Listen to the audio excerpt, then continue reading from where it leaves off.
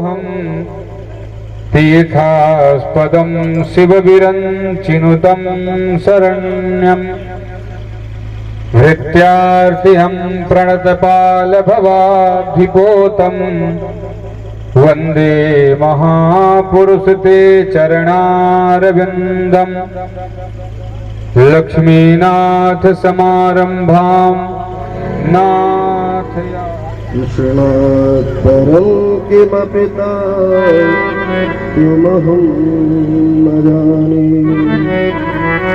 वसुदेवसुतं देवं कंसचाणूरमर्दनम् देवकीह परमानन्दम् कृष्णं वन्दे जगद्गुरुम् जय जय श्रीराधारमण जय जय नवल किशोर जय जय गोपी चितचोर प्रभु जय जय माखनचूर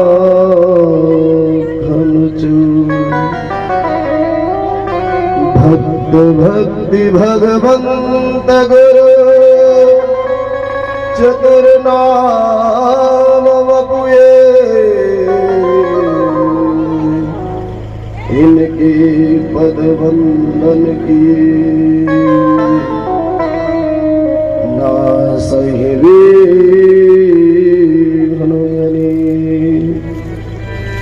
सच्चिदानंद रूपा विश्वोत्पत्त्यादितवे आपत्तय विनाशाय श्रीकृष्णाय वयं नमः।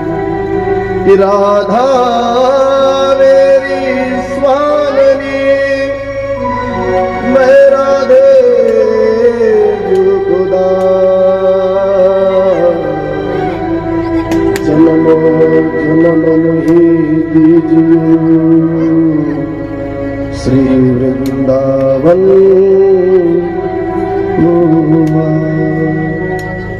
राधा माधव सरकार की जय हो।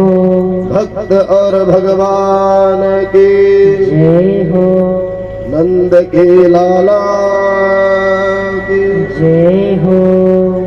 जय जय श्री राधे जय जय श्री राधे जय जय श्री राधे। अखंड ब्रह्मांड नायक सच्चिदानंद विग्रह भगवान श्री कृष्ण की हेतु की कृपा से यह श्री मद्भागवत ज्ञान यज्ञ का हम रसस्वादन कर रहे हैं। यह बहुत ही पावन और पवित्र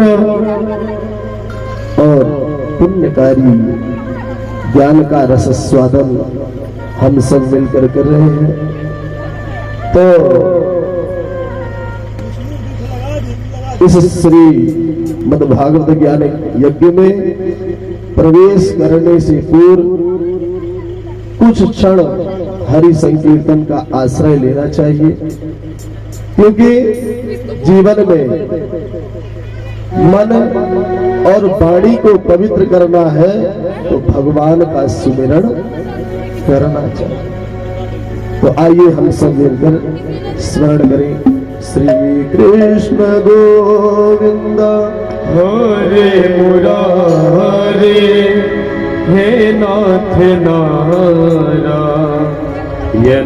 बसुधारे जीवन हेतु गयो सिंधु के किनारे मेरा जीवन हेतु गयो सिंधु के किनारे मेरा जीवन हेतु गयो सिंधु के किनारे सिंधु बीच बजत गात एक पखारे सिंधु के बीच बसत ग्राम आज पधारे हे गोविंद हे गोपाल अब तो जीवन हारे हे गोविंद हे गोपाल अब तो जीवन हारे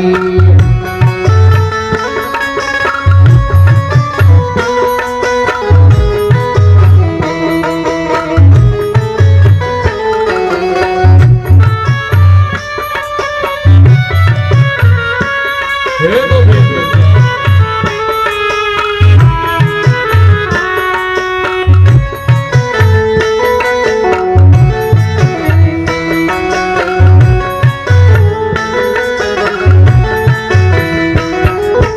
चार पहर युद्ध भयो ले गयो मझधारे चार प्रहर युद्ध भयो ले गयो मझधारे चार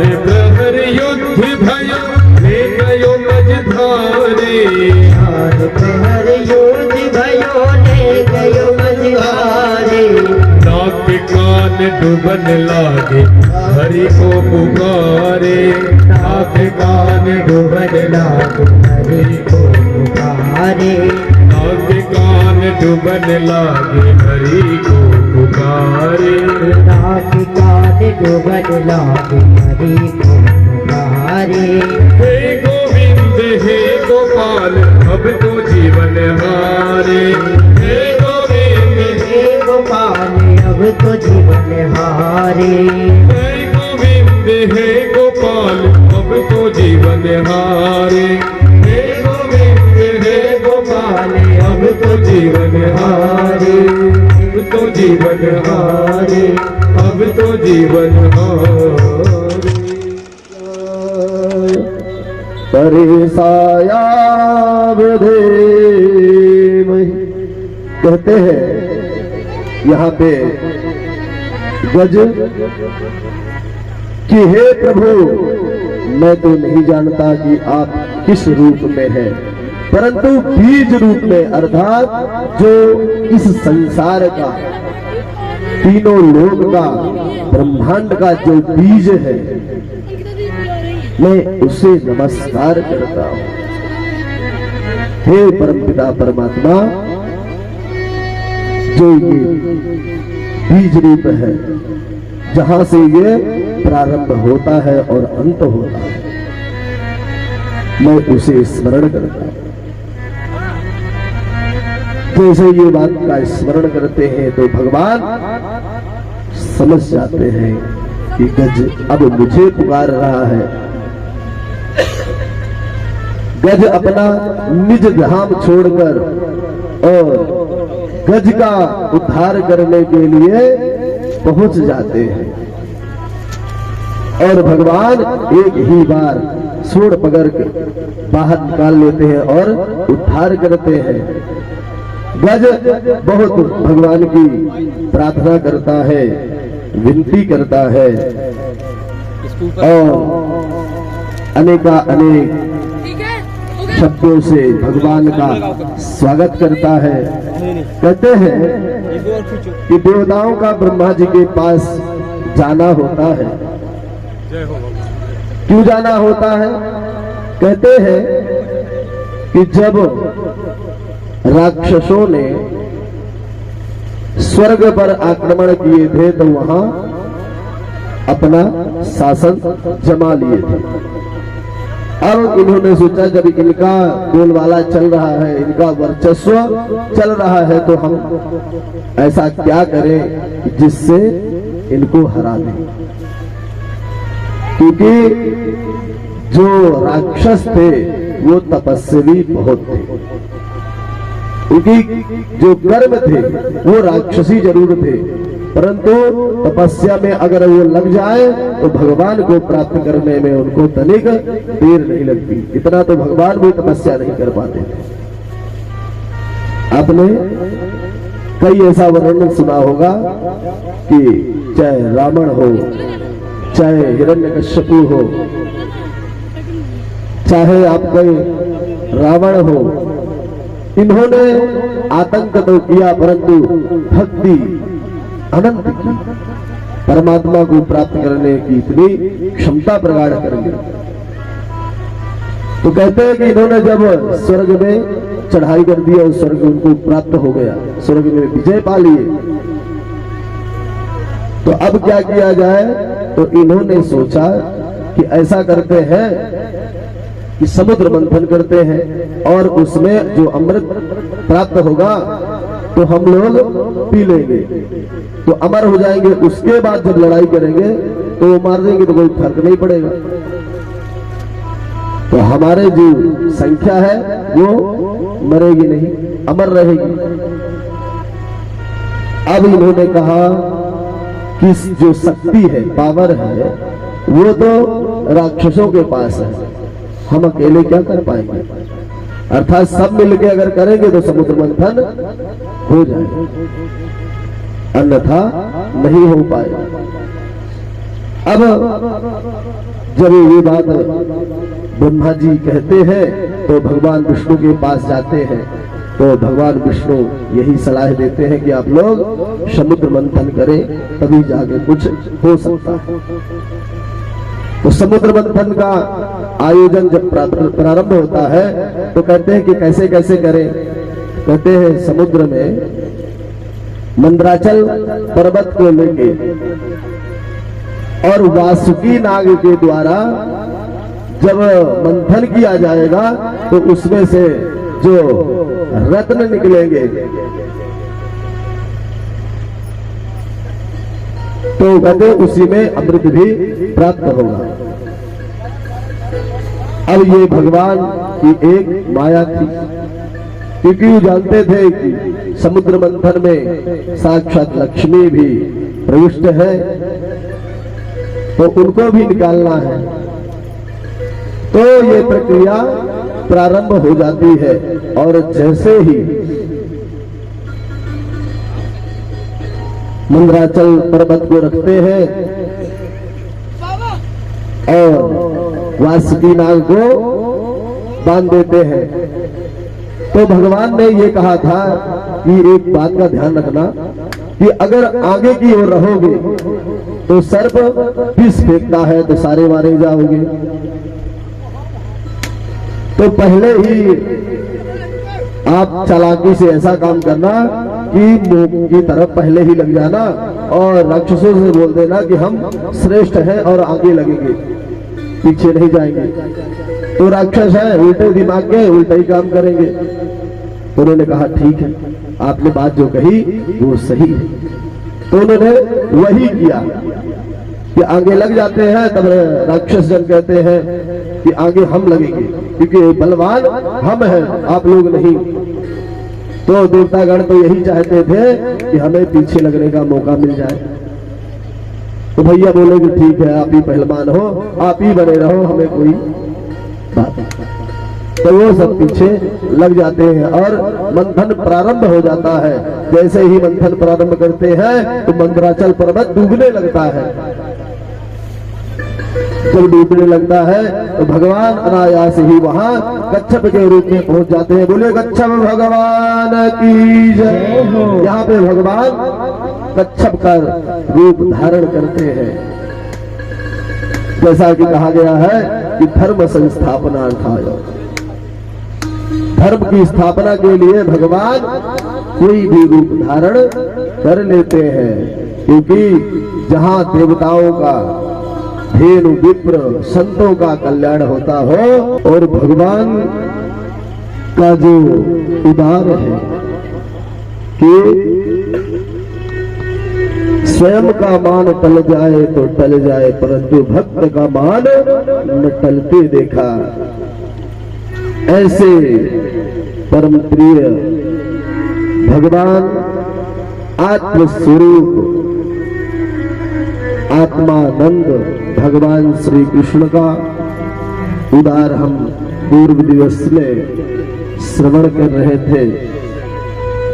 इसी क्रम में मनवंतरों का भी वर्णन आता है।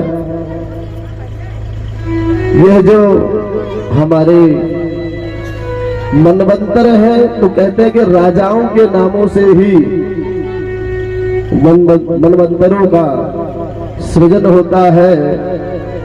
कहते हैं कि एक समय की बात है कि एक हुहू नाम का गंधर्व था। वो श्राप के कारण इस धराधाम में आया। तो कहते हैं कि एक हाथी था, गज, वो बड़ा मलमस्त था। उसे दुनिया में क्या चल रहा है, क्या नहीं चल रहा, जीवन क्यों मिला, क्यों नहीं मिला, उससे कोई मतलब नहीं था। केवल उसका एक ही मकसद था कि जीवन में आए हैं तो सुख और आनंद प्राप्त करें। बाकी इधर उधर के प्रपंचों से या और चीजों से कोई मतलब नहीं था। अपनी हथेलियों में वो मलमस्त रहता था। कहते हैं कि ये जो गजेंद्र था, गज मतलब हाथी, और इंद्र का अर्थ होता है पद, अर्थात गजों में जो श्रेष्ठ था वो गजेंद्र। इंद्र का जो इंद्र नाम हम उच्चारित करते हैं तो वो इंद्र नहीं, इंद्र पद है। तो कहते हैं कि जैसे राजा इंद्र श्रेष्ठ हो जाते हैं वहां बैठने के बाद, उसी तरह हाथी भी अपने मंडल में श्रेष्ठ था, इसीलिए उसका नाम गजेंद्र था। कहते हैं कि वो एक समय की बात है कि सरोवर में वह अपने हथनियों के साथ स्नान करने गया तो बड़े भाव से वो अपने मद में मस्त था और स्नान कर रहा। कहते हैं कि वो जो हथनियां थी वो सूंड में जल भर भर के उसको स्नान कराती, आपस में खेल कर रहे थे, रमण कर रहे थे, विहार कर रहे थे। कहते हैं कि वो सब कुछ भूल गया कि कब तक स्नान करना है, कब तक नहीं करना, अब जाना चाहिए नहीं जाना चाहिए, मस्त। कहते हैं कि कुछ ऐसा समय आया कि उसको ग्राह जकड़ लेता है और धीरे धीरे जकड़ता है, एक साथ नहीं, धीरे धीरे। और ये जो प्रक्रिया है उसी तरह हमारे जीवन में भी लागू होता है कि हम इस संसार में कौन से काल प्याल मुखग्रास त्रास निर्णा सहितवे, काल रूपी ब्याल के मुखार बिंद में हम धीरे धीरे ग्रसित होते जा रहे हैं, परंतु हमें आभास नहीं होता। इसी तरह वहां ग्राह काल रूपी ब्याल अर्थात मुखार बिंद खोले गज को ग्रसित कर रहा था, अपनी ओर खींच रहा था, परंतु वो अपने मद में मस्त था। जैसे हम आप सब संसार के सुखों में मस्त हैं, परमात्मा की भक्ति को भूल जाते हैं, क्योंकि सच्चा सुख तो आप संसार के सुख को मानते हैं। तो क्या सच्चा सुख यही है? अगर आपके दृष्टि में सच्चा सुख खाना पीना घूमना भागना पहनना ओढ़ना अगर यही है तो बताएं। ये तो आपको समाज में सुख दे सकते हैं। जैसे कुछ लोगों की दृष्टि होती है कि आज जो दिख रहा है उसको आनंद लो, कल किसने देखा है।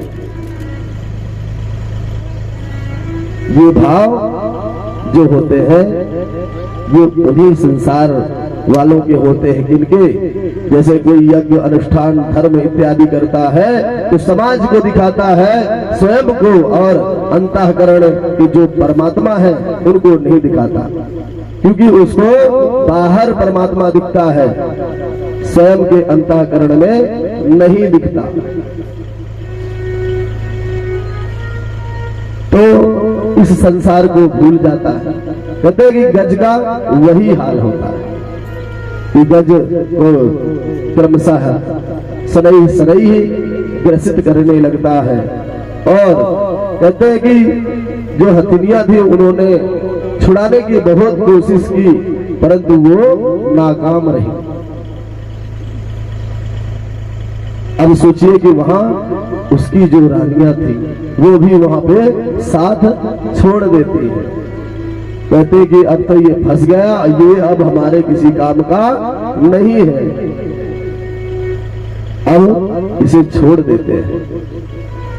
ये जान लीजिए कि संसार का कोई भी जीव या प्राणी नहीं है जो आपका आपत्ति काल में साथ दे। जब तक उसके ऊपर कोई बात नहीं आती तब तक तो वो खड़ा रहेगा कि हम तुम्हारे साथ हैं। जहां जाना कि अब हम भी फंसेंगे तो वो अपना पैर पीछे करके रफू चक्कर हो जाएगा। तो सदैव यही ध्यान रहना चाहिए कि हमारे साथ कोई नहीं है, सिर्फ एक है, वो परम पिता परमात्मा साक्षात नारायण है। वही सदैव हमारे हृदय में नित्य निवास करता है। संसार के सारे प्रपंच जो है वो सब मिथ्या है।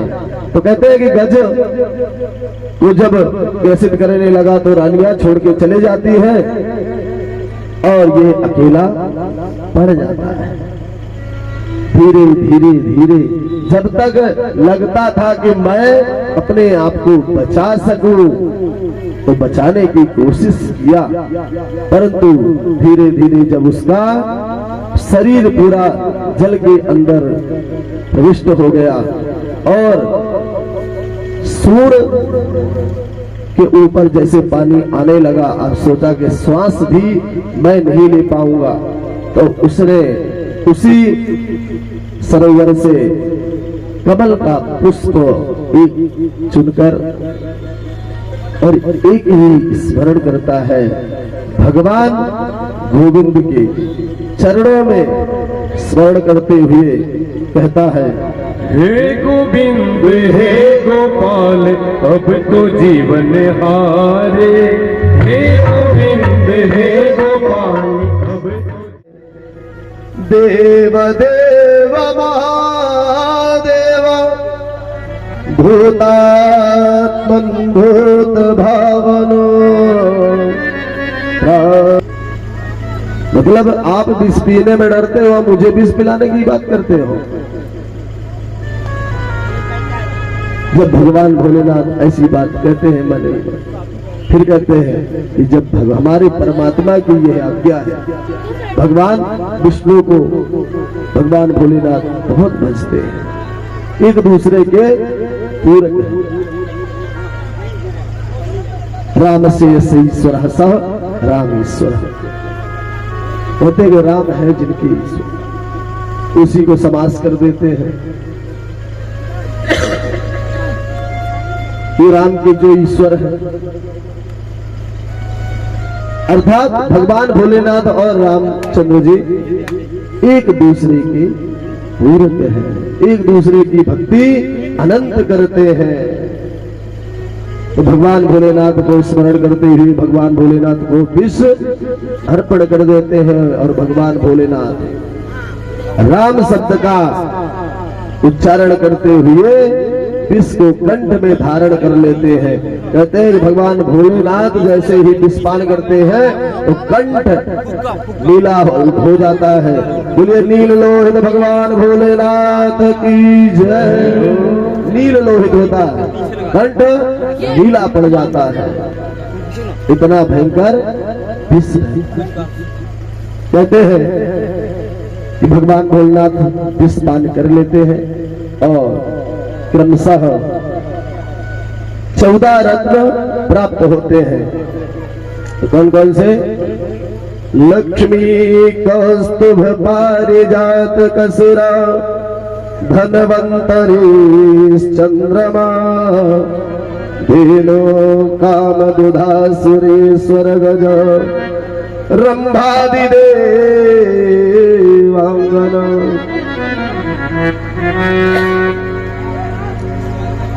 कहते हैं कि 14 रत्न में लक्ष्मी कौस्तुभ पारिजात सुरा अर्थात मदिरा धनवंतरी, धनवंतरी जो है वो 14 रत्न में ही है।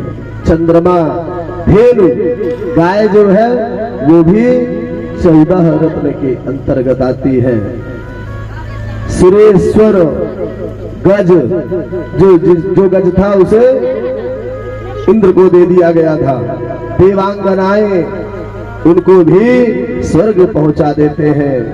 कहते हैं कि सब कुछ जो कुछ था पारिजात का जो वृक्ष है उसे भी देवताओं को सौंप देते हैं। लक्ष्मी उत्पन्न होती है वो भगवान नारायण की सदैव है, तो उन्हीं को प्राप्त होती है। कहते हैं कि इसी क्रम में जब समुद्र मंथन प्रारंभ हुआ रहता है तो अमृत निकलता है और वही जो धनवंतरी है वही लेके अमृत को ऊपर आ जाती। कहते हैं कि जब अमृत आया तो उसमें लड़ाई झगड़ा प्रारंभ हो गया। आपस में दैत्य और दानव, देवता और दानव दोनों आपस में लड़ाई करने लगे। अब लड़ाई करने लगे, छीनने लगे। तो अब बात कैसे बने? कहते हैं कि उसी लड़ाई में 4 जगह अमृत की बूंद गिरी थी। वही महाकुंभ होता है।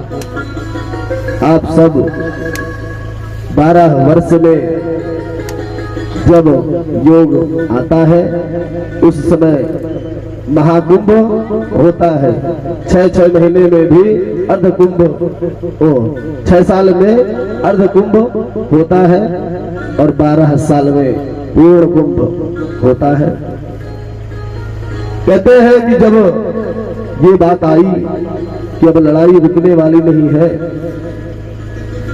तो भगवान मोहिनी का रूप बना लेते हैं। भगवान मोहिनी का रूप धारण करते हैं क्योंकि झगड़ा ना हो। भगवान अनेक रूपों में 24 अवतारों के अंतर्गत भगवान मोहिनी का रूप बनाते हैं। बोलिए मोहिनी भगवान की जय। चलिए मोहिनी भगवान के अवतरित पर एक सुंदर भजन के द्वारा उनका स्मरण करें। मोहिनी रूप बनायो बिहारी जी ने, मोहिनी रूप बनायो मेरी बिहारी जी ने, प्यारे बिहारी जी ने, मेरे बिहारी जी प्यारे बिहारी जी मेरे बिहारी जी ने, प्यारे बिहारी जी ने, मेरे बिहारी जी प्यारे बिहारी जी मोहिनी रूप बनायो बिहारी जी ने, मोहिनी रूप बनायो बिहारी जी मुख पर लटकत किस घुघराले, मुख पर लटकत किस घुघराले, तेरी चाले चले मत वाले, तेरी चाली चले मत वाले,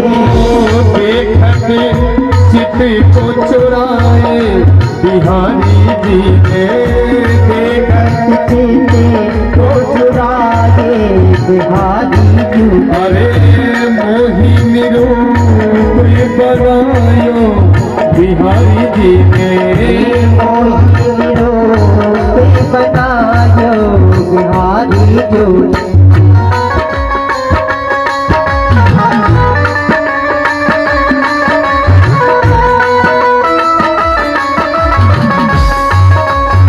बोलो मोहिनी भगवान की।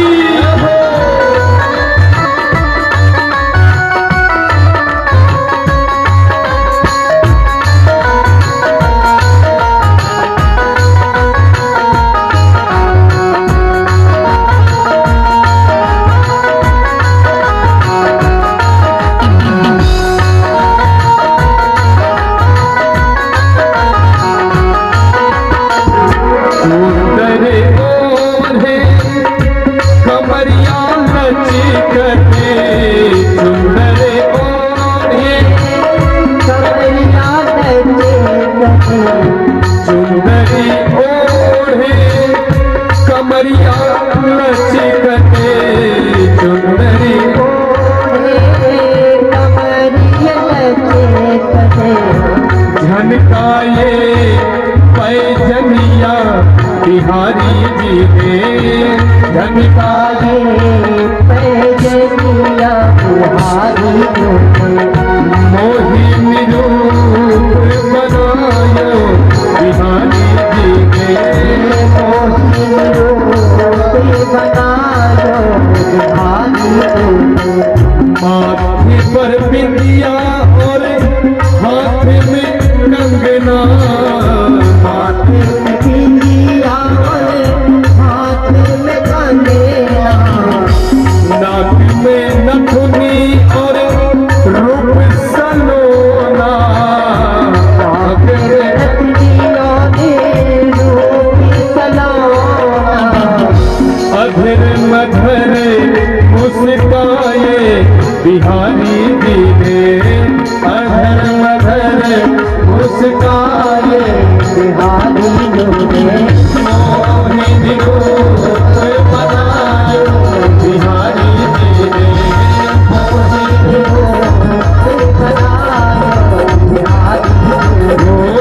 मोहिनी रूप बनायो बिहारी जी ने मोहिनी रूप बनायो। धारण करते हैं क्योंकि यहाँ पे देवतागण और राक्षसगण दोनों आपस में विवाद कर रहे हैं।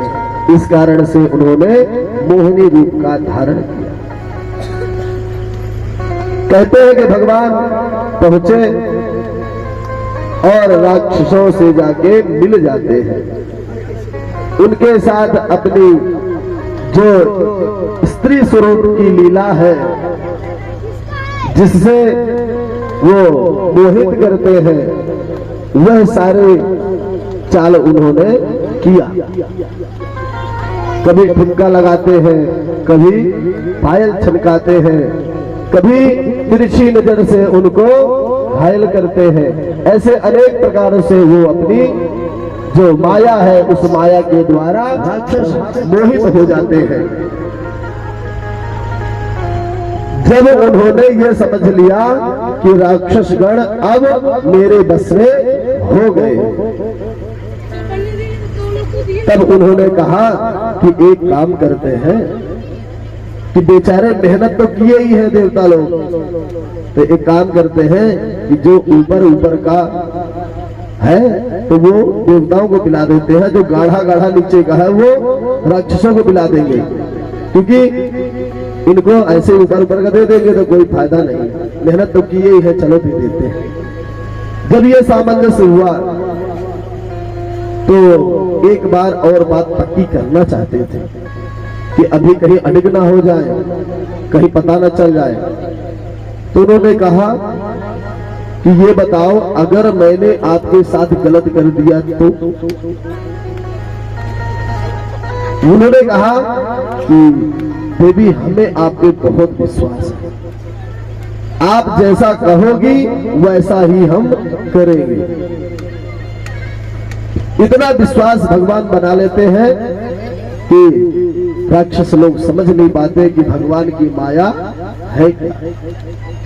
बड़े बड़े ऋषि मुनि योगी तपस्वी जो है वो मोहित हो जाते हैं भगवान की माया पर, तो ये राक्षस है क्या। भगवान की इस माया पर मोहित हो गए तो भगवान बोलते हैं कि सभी लोग एक लाइन में बैठ जाओ, पहले देवता देवता बैठ जाए, फिर राक्षसगण बैठ जाए। जब क्रम से बैठ गए तो भगवान सभी को क्रमशः अमृत का रसस्वादन करा रहे हैं, अमृत पिला रहे हैं। धीरे धीरे पिलाते पिलाते जब गए तो कहते हैं कि जो राहु केतु है तो ये एक ही थे पहले, दो नहीं थे। कहते जब इसको पता चला तो ये आके चंद्रमा और सूर्य के बीच बैठ गए,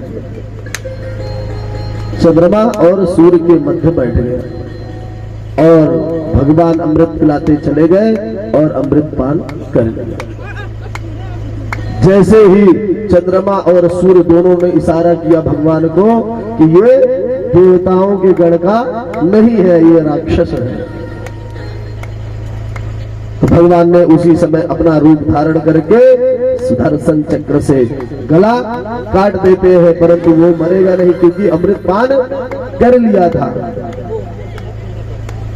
इसलिए एक राहु और एक केतु के रूप में हो गया। तो कहते हैं कि ये जो सूर्य ग्रहण और चंद्र ग्रहण हमारे धर्म शास्त्र में प्रचलित है, कहते हैं कि ये वही है जब भगवान गला काटते हैं तो पता चलता है कि चंद्रमा और सूर्य ने ये बात बता दी थी। तो कहते हैं कि उन्हीं पे वो क्रोधित है और आज भी जब ग्रहण काल आता है तो अपने मुखार बिंदु से ग्रहण करना चाहता है सूर्य और चंद्रमा को, परंतु ग्रसित नहीं कर पाता। उस समय भगवान कष्ट में तो होते हैं, परंतु बाद में उसका जो मुखार बिंदु है गले से कटा हुआ इसलिए निकल जाते हैं। कहते हैं कि उस समय सूतक का विधान बताया गया है कि जब तक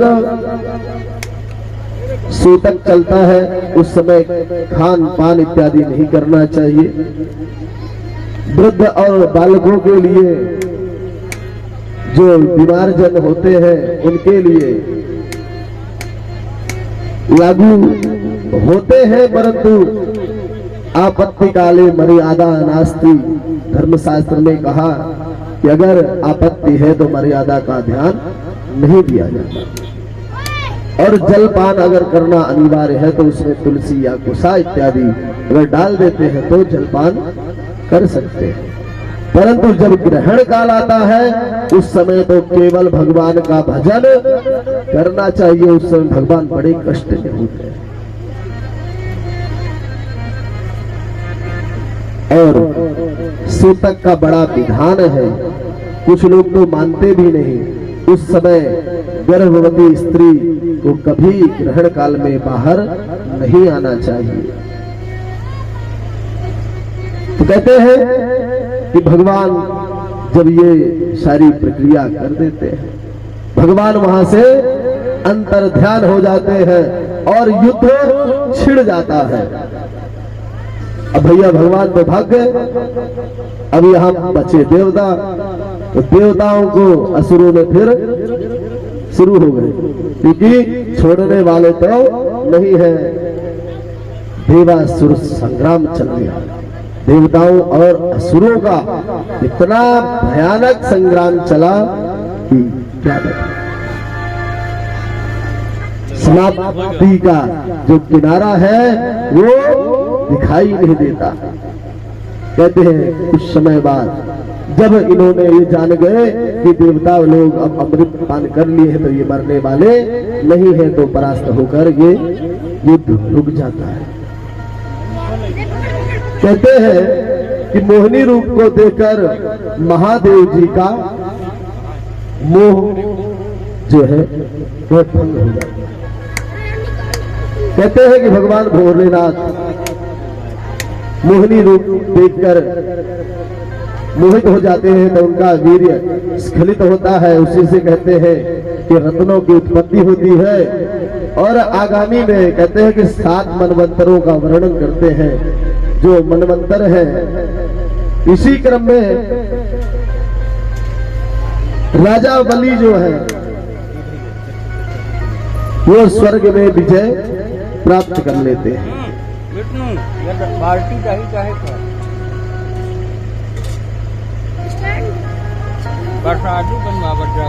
राजा बलि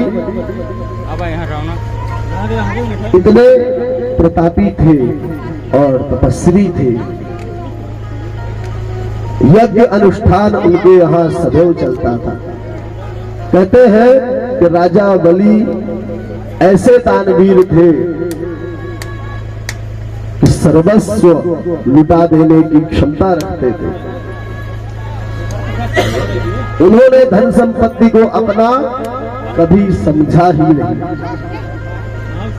उन्हें अगर कह दे कि मुझे ये चाहिए, जो भी कोई गरीब जन या ब्राह्मण या संत या कोई भी अगर उनसे कह दे तो उन्होंने कभी ये नहीं देखा कि क्या लेके जा रहे हैं। सर्वस्व लुटाने की, सर्वस्व दान करने की क्षमता उनमें थी और उन्होंने लुटाया भी। तो कहते हैं कि राजा बलि जो है वह स्वर्ग पर विजय प्राप्त करते हैं। कहते हैं कश्यप जी के द्वारा अदिति को पयोव्रत का उपदेश देते हैं। कहते हैं कि जब भी कोई गर्भवती स्त्री हो तो कई नियमों का पालन करना चाहिए। जैसा कि गर्भधारण के पश्चात हमारे धर्मशास्त्रों में अनेक विधान के अनुसार संस्कारों का विधान बताया गया है। उनसे भी परे अगर संस्कार गर्भावस्था में ही अगर डालने की कोशिश करें तो उत्तम है। कहते हैं कि मां को सबसे ज्यादा सात्विक विचार रखना चाहिए, क्योंकि जैसा मां स्वभाव रखेगी अपने जीवन में वैसा ही बालक पर प्रभावित होगा। चाहे वो मानसिक हो, चाहे कर्मागति हो, चाहे वो खान पान में हो, चाहे जो भी गलत रास्ता को अपनाते हुए कर्म करती है वो सारे प्रभाव बालक पर पड़ते हैं। क्योंकि जो बालक पर नल लगी रहती है, नाली, उसी के द्वारा उसको सब कुछ प्राप्त होता है। गुण, धर्म, कर्म, खान पान सब कुछ उसे प्राप्त होता है। अगर आप मिर्ची खाएंगे तो उसे मिर्ची महसूस होगी। अब सोचिए कि आपकी उम्र क्या है और उस बालक की उम्र क्या है। आपको अगर मिर्ची शरीर में लगा दिया जाए, मल दिया जाए तो क्या हालत होगी, ये पहले विचार करिए। आपने इतनी सी मिर्ची खाई और बालक के पूरे शरीर में स्पर्श करेगी। रस जो है उसके जो रोह है उनसे अंदर प्रविष्ट करेगा तो जलन होगी या नहीं। इसलिए कहते हैं कि मां को भोजन करने में बहुत विचार करना चाहिए, क्योंकि जितना भोजन जैसा करेंगी वो बालक पर प्रभावित होगा। तो कहते हैं कि उन्होंने बहुत नियम के पालन करते हैं। भगवान स्वयं कह के जाते हैं कि मैं स्वयं जन्म लूंगा आपके गोद से। तो दिति से दैत्य दानव हुए और अदिति से देवता तो यहाँ पे देव के रूप में साक्षात भगवान वामन के रूप में आते हैं। कहते हैं कुछ समय बाद जब गर्भाधारण होता है तो पयोव्रत का पालन करती हैं, और क्रमशः जब एक समय आता है तो भगवान का प्राकट्य होता है, क्योंकि भगवान जन्म नहीं लेते, भगवान का जन्म होता है। बोलिए वामन भगवान की जय। वामन भगवान का जन्म होता है। और कहते हैं कि जन्म लेने के कुछ समय बाद भगवान अपने आप स्वयं बड़े से दिखने लगे, और बड़े भी कितने हुए, छोटे ही से ही बड़े हो गए। तो बड़े भी होने लगते वो छोटे ही से। आप हम कभी कभी किसी को मजाक में कह देते हैं कि वामन है, तो भगवान वामन स्वरूप छोटे से ही दिखते। तो उनका कुछ समय बाद जनेऊ संस्कार होता है। जनेऊ संस्कार का विधान है कि जब जनेऊ संस्कार हो तो उनका भिक्षा मांगने के लिए भेजा जाता है। क्यों? कहते हैं भिक्षा इसलिए मांगते हैं कि जो भिक्षा प्राप्त होती है वह शिक्षा के लिए दी जाती है, अर्थात गुरु दक्षिणा दी जाती है। अब बालक कहां से कमा लाएगा? कमा के तो कहीं से लाएगा नहीं, परंतु वहां पे द्रोणाचार्य जी जब गुरु दक्षिणा मांग रहे थे तो उन्होंने कहा था कि जाओ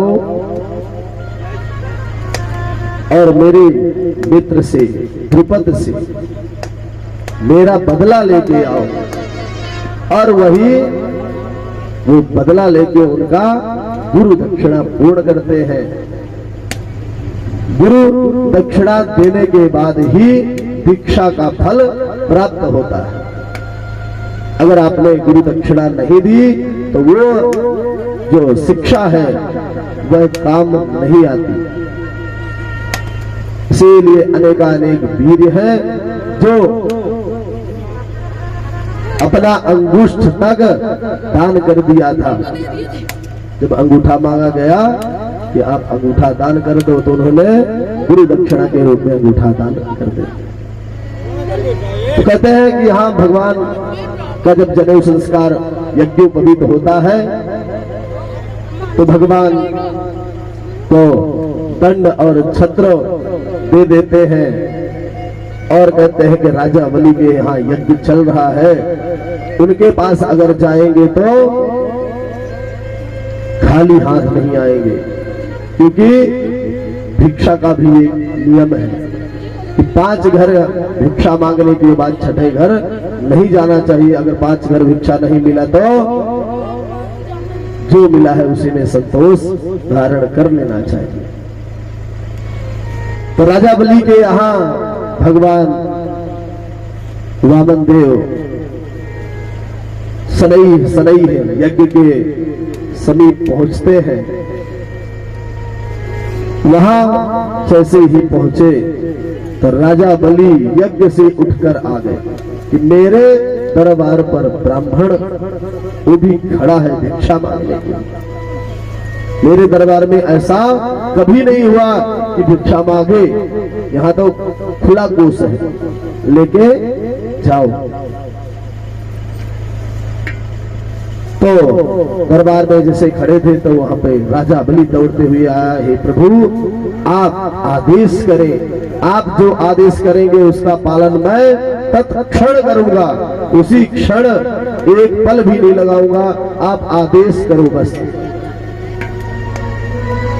आप कहे तो मैं सारी वैभव दे दूं, आप कहे तो सारी गायें दे दूं, आप कहे तो हे भगवान आपके जैसे ही छोटी सी कोई कन्या लाके आपका विवाह करा दूं, आप जो कहो वो मैं करने के लिए तैयार हूं। भगवान कहते हैं मुझे कोई संपदा नहीं चाहिए, कोई धन वैभव नहीं चाहिए, ना ही मुझे कोई कन्या चाहिए। अगर हे राजन तू देना ही चाहता है तो 3 पग भूमि का दान करो। भगवान की इस बात पर राजा बलि अनायास ही उपहास करने लगते हैं। कहते हैं कि हे भगवान, आप जानते हैं कि राजा बलि का क्या वर्चस्व है, क्या नाम है। तो मेरा अपमान नहीं होगा कि मैं 3 पग दान करूं, वो भी आप ही बताइए प्रभु कि 3 पग मैं कैसे दान करूं।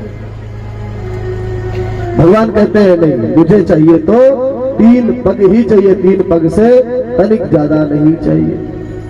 अब लो बात फंस गई। तो बोले ठीक है प्रभु, अगर आप चाहते ही हैं तो 3 पग ले लीजिए कहीं भी। तो उन्होंने कहा नहीं नहीं मिला जाए, ब्राह्मण का केवल अधिकार है संकल्प पर। अगर संकल्प हुआ है उतना ही वो प्राप्त करेगा, संकल्प के अलावा कोई धन वैभव या भूमि दान का स्वीकार नहीं करेगा। भूमि दान का हमारे शास्त्रों में बहुत ही महत्व बताया गया है कि भूमि दान अगर करते हैं तो कई कोटि यज्ञों का फल प्राप्त होता है। यहाँ पे राजा बलि दान के लिए संकल्पित होकर तैयार होते हैं। बोलते हैं हे प्रभु, अगर आप हमारे दरबार पर आए हैं तो हम निराश आपको नहीं जाने देंगे। जैसे ही संकल्प धारण करने के लिए लोटा उठाते हैं जल लेने के लिए,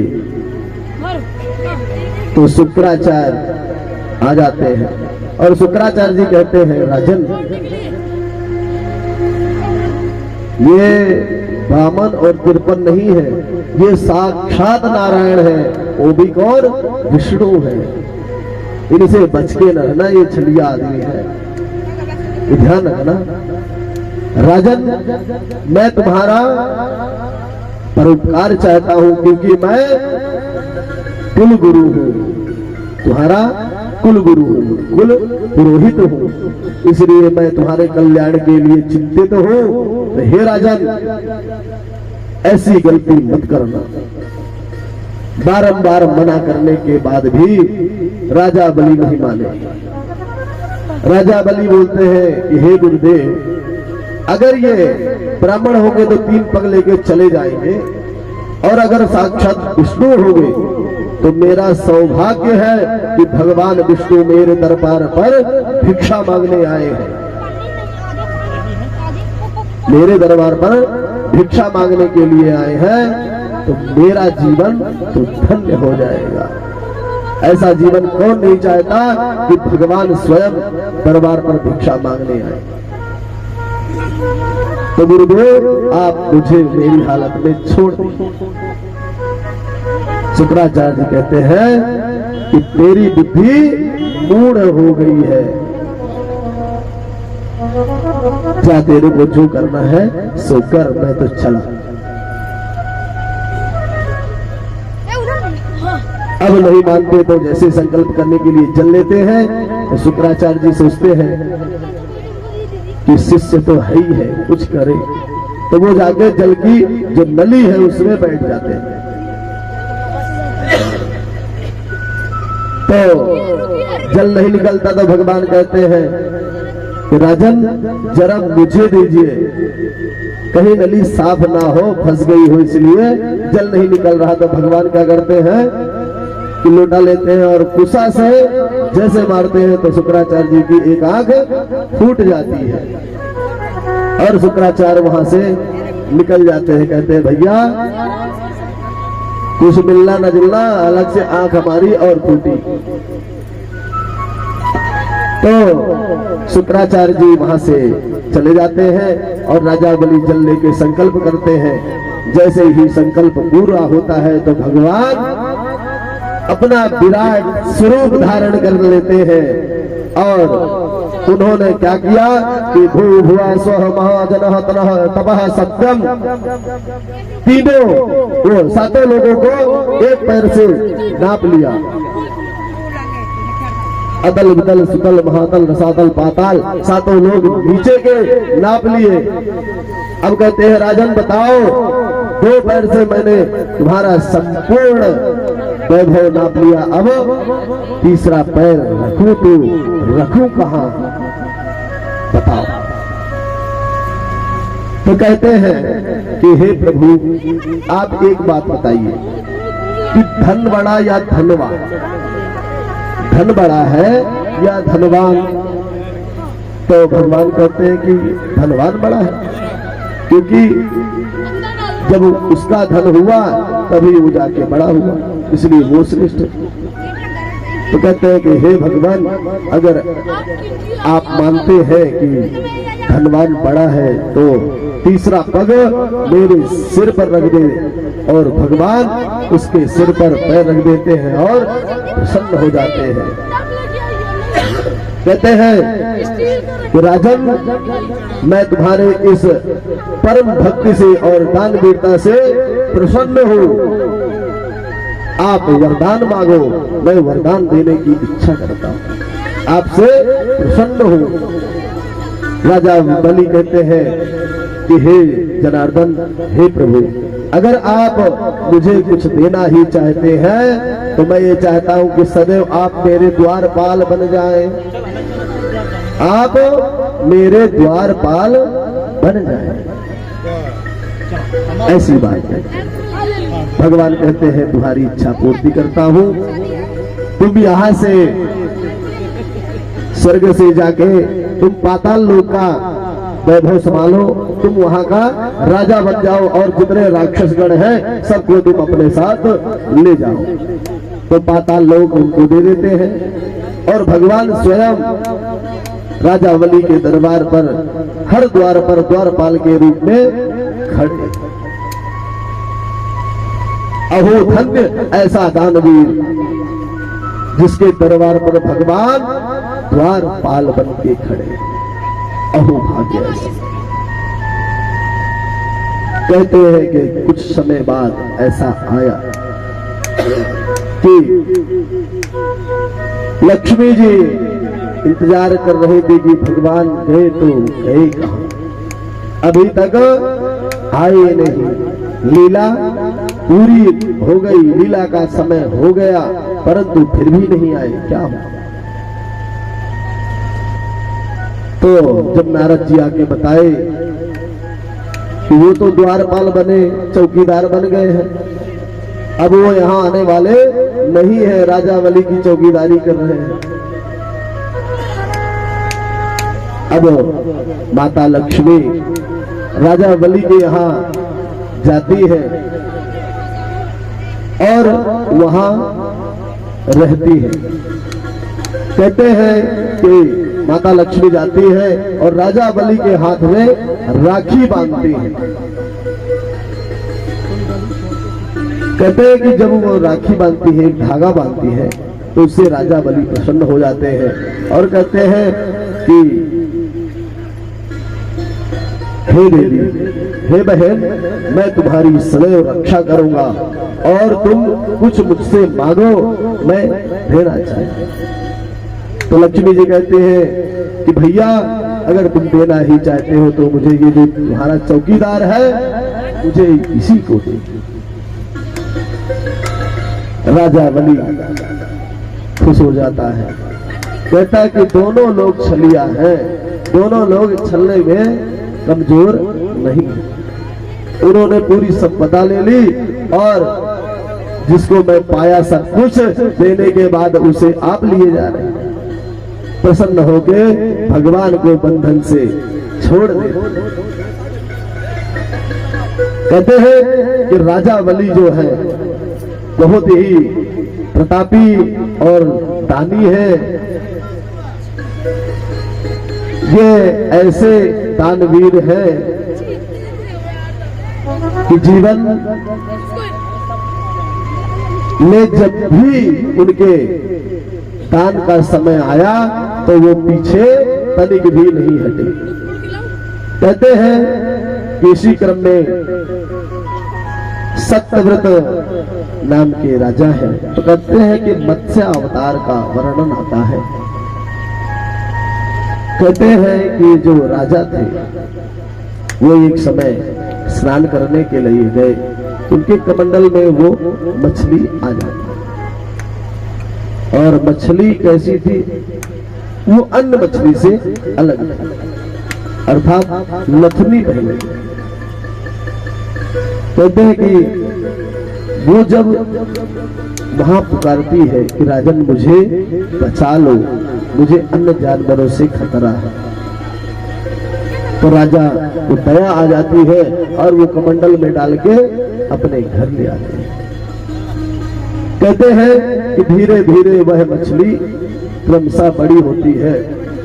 कहते हैं कि जब कमंडल में लाए थे तो उन्होंने एक पात्र लाए और उसमें डाल के जल रख दिए थे। जैसे देखे कि कुछ समय बाद वो बड़ी हो गई और धीरे धीरे उन्होंने पात्र भी बढ़ाते गए। फिर अपने ही क्षेत्र में उन्होंने एक तालाब बनाया, तब भी वो बड़ी होती चली। बाद में वह मछली राजन से कहती कि हे राजन, कुछ समय बाद प्रलय आएगा, तो आप एक काम करना कि मैं नाव के रूप में हो जाऊंगी, और मेरी ये जो सींग है वो मछली की सींग थी। कहते हैं सींग है, इसमें वासुकी नाग से रस्सी से बनाकर बांध लेना, और उसी नाव में तुम चलते रहना जब तक प्रलय चले।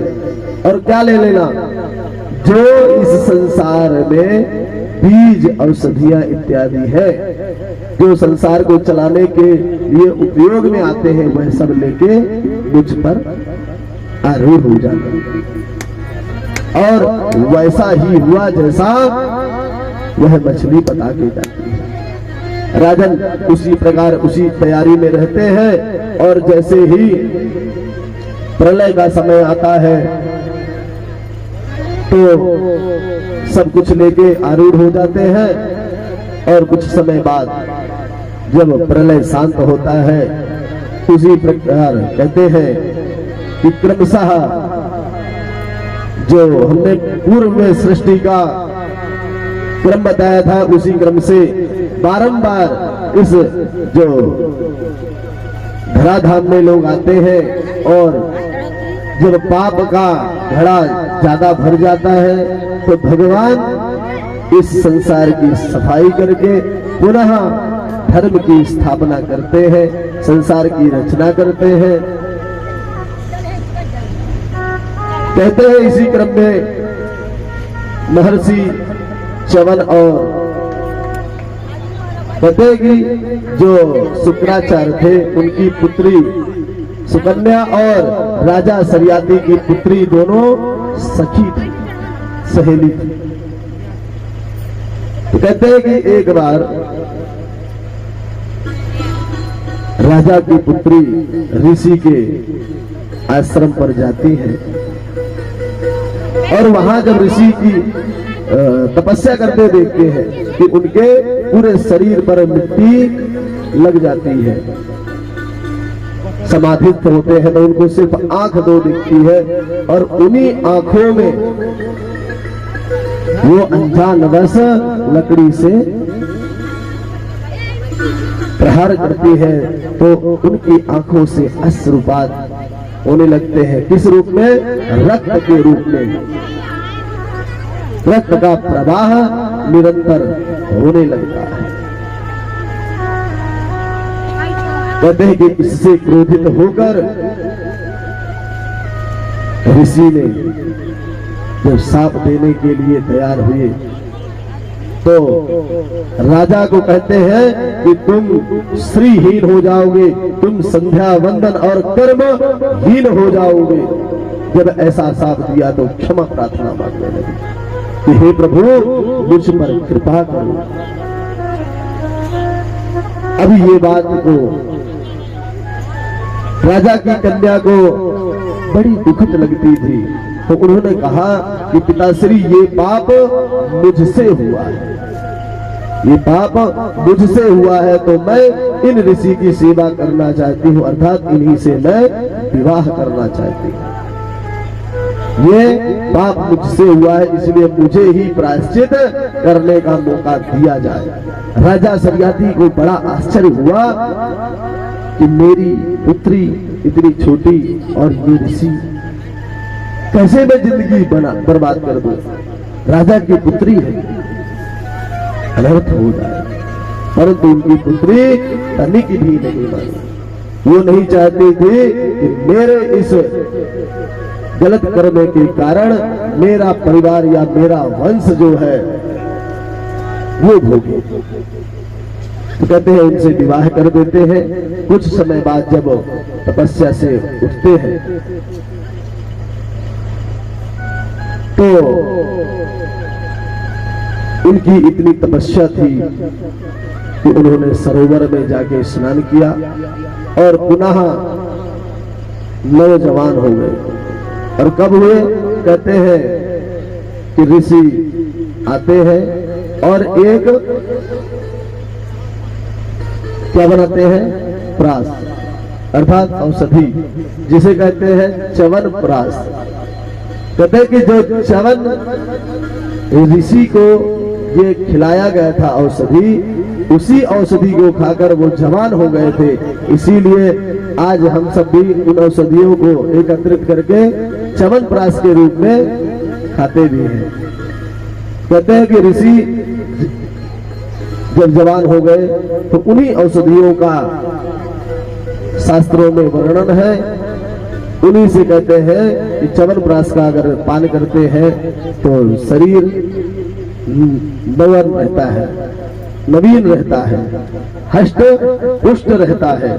कहते हैं कि सरियाती के ही क्रम में नाभाग आते हैं और नाभाग के क्रम में ही अम्बरीश, राजा जो अम्बरीश है बने बड़े ही पुण्यात्मा और धर्मात्मा है। राजा अम्बरीश जैसा शायद राजा कोई भी होगा। कहते हैं कि राजा अम्बरीश जो थे एकादशी का व्रत पालन करते थे। कहते हैं कि नाभागो नभगा पत्यम यं ततं भ्रातरः कविं यदिष्टं व्यभजन्दायं ब्रह्मचारिणमागतम्। कहते हैं ब्रह्मचर्य का पालन करते थे और भगवान विष्णु के परम भक्त थे। कहते हैं भगवान अम्बरीश साक्षात भगवान के ही स्वरूप थे। राजा अम्बरीश भगवान नारायण की भक्ति करते थे और एकादशी का व्रत का पालन करते थे। कहते हैं कि एकादशी का व्रत एक दिन चल रहा था तो उनके दरबार पर ऋषि दुर्वासा पहुंचे। और दुर्वासा ऋषि के बारे में आप सब जानते ही होंगे कि उनके नाक में ही क्रोध बैठा रहता है। तनिक भी अगर त्रुटि हुई कि दुर्वासा ऋषि का साप मुखारविंद में उपस्थित हो जाता है। ब्राह्मणों के मुखारविंद में तो साप रहता ही है, परंतु दुर्वासा ऋषि के मुखारविंद में विशेष रहता है, क्योंकि स्वयं गलत करते नहीं और संसार का गलत फिर बर्दाश्त करते नहीं।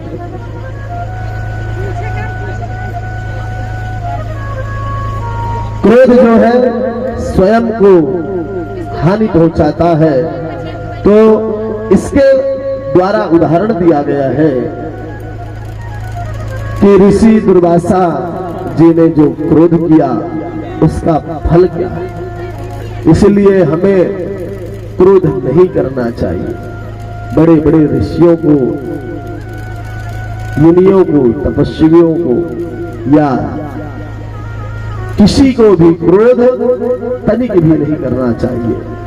कहते हैं कि एकादशी का व्रत का पारण का समय नजदीक आ गया था और ऋषि दुर्वासा जी आकर कह के गए थे कि हे राजन, भोजन हम आपके यहाँ ही प्राप्त करेंगे, इसलिए हम स्नान संध्या वंदन इत्यादि कर कर आते हैं, आप हमारा इंतजार करें। उन्होंने कहा गुरुदेव आपकी आज्ञा का पालन होगा।